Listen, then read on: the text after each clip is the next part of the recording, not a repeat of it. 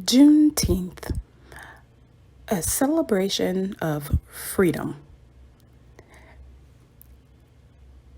In 1865, 2.5 years after the Emancipation Proclamation freed the slaves in the United States, Texas had yet to comply.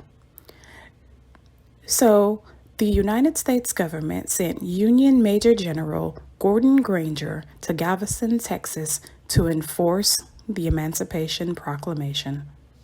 In his General Order Number 3, he wrote, "The people of Texas are informed that, in accordance with a proclamation from the Executive of the United States, all slaves are free.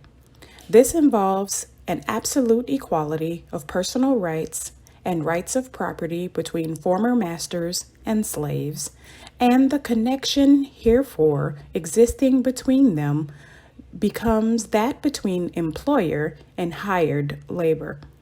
The freedmen are advised to remain quietly at their present homes and work for wages.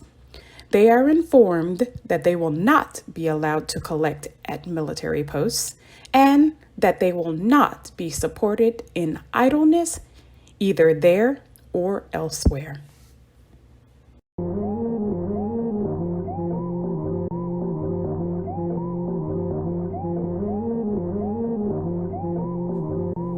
Hello, friends. Angel with Unbasic Black here, and today we are talking about Juneteenth. So, what is Juneteenth? So, after the end of slavery in America, there were still a few states, as what usually happens, some states slower than others. And when it came to the issue of slavery, people went kicking and screaming. So when the federal government declared an end and abolishment to slavery, there were a few states that still had slaves. And I don't think a lot of people really understand what that meant. So you had a federal decree, proclamation, whatever it's called, that said that slaves were now free. However, it still was left up to the states to execute, right? So Texas was the final state to abolish slavery.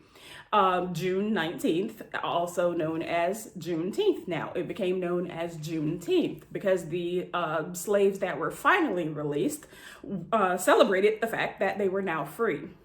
It had taken on a symbolic meaning for African Americans, Black Americans, in that it was a symbol of freedom across the board, right? So it was a representation that now we are all free.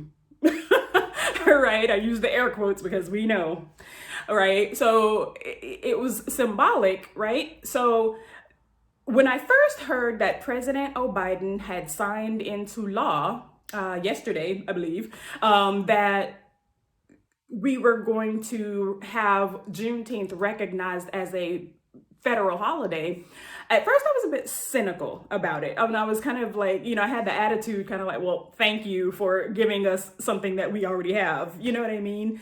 Because as a person of color, as a Black woman, we already celebrated Juneteenth. That was something that was already near and dear to our hearts. So in order to hear that it was now a recognized holiday, it was kind of like, thank you. Because we already recognized it, like similar to like state holidays, for example, where you have some state holidays or, different holidays like Easter and things like that, that you don't necessarily get off of work for, you don't have a day off of work, but it's still a holiday. Well, that's how we felt about Juneteenth. It was already a holiday and a day of celebration, A lot of people have their family reunions around Juneteenth. A lot of people take their vacations around Juneteenth, and that's why, right? So when I heard about it, I was a bit like, well, okay, But after I really kind of started thinking about it, it really is symbolic.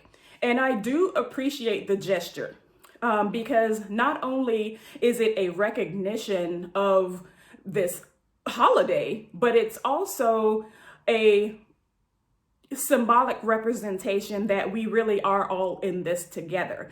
Now, a holiday that was primarily celebrated by African Americans is now going to be celebrated on a national scale. It's inclusive, and that inclusion and that representation matters. It matters a great deal. So I am pleasantly optimistic that we will continue to progress. We will continue to advance.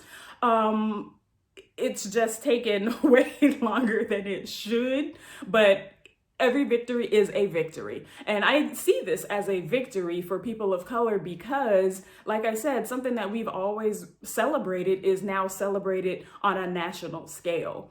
And when people see this on CNN, in Tel Aviv, or, in the Sudan, I think it matters a great deal that America still stands for freedom and democracy. America is still one of these places that tries to be better. And that's one of the things, even though sometimes I get pissed off with what she does, it's still a symbol. When you see that Statue of Liberty standing there, it's still a symbol. And it still stands for something. So, well done. Well done, President Biden.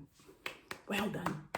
Now, that being said, we still got a long way to go, right? We still have a long way to go. Police brutality, unfair housing practices, the disparities that we see in the healthcare system. That's a major, major problem that this day and age, 2021, African Americans are still not able to get the COVID vaccine, which is so important to flattening the curve, right?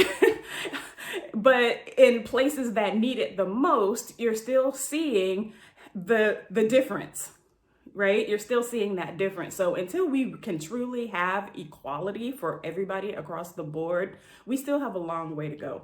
So let's not rest on our laurels, right? Okay, so I think it's a good thing. I think it's a really good thing. So I think that's all I have to say about that. What do you plan to do for your Juneteenth? I know and like I said, see, we were already doing it anyway. There's a big celebration that's going on, so we're going out for that, and enjoying the festival and enjoying all of the festivities and all of that. So that's what we'll be doing. We were going to be doing that anyway. If you are not a person of color, or if you are a person that never really celebrated Juneteenth, you heard about it maybe from a coworker or a friend or something, but you never really thought about celebrating Juneteenth, what type of things are you going to be doing? Leave us a comment down below and let us know, what kind of things are you going to be doing for Juneteenth this day and every year beyond. I am Angel from M Basic Black, and I want to thank you for watching, and please like and subscribe. Have a blessed holiday weekend.